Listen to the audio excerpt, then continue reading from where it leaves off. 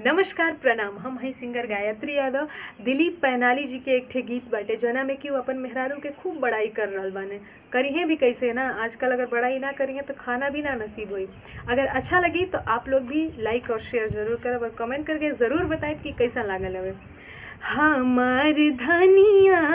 आज लागेली कनिया, हमार धनिया आज लागेली कनिया, कि लागेली कनिया हो लागेली कनिया, हमार धनिया आज लागेली कनिया, कि हाथ में ईयरफोन हाथ में मोबाइल, कान में ईयरफोन हाथ में मोबाइल, जींस टॉप पहिरे के मारे स्टाइल,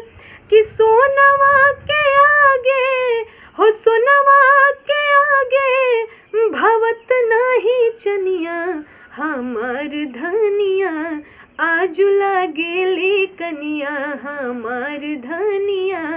आज लागेली कनिया, कि धोवस न कपड़ा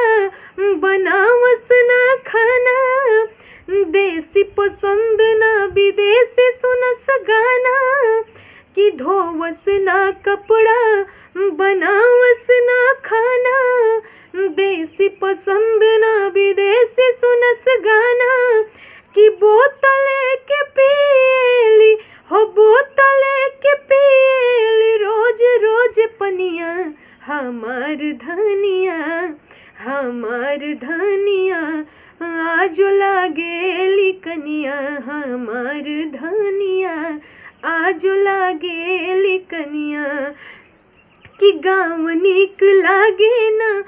बसली शहर में, कि पिया के नगर गोड़े चैन नहीं हर में,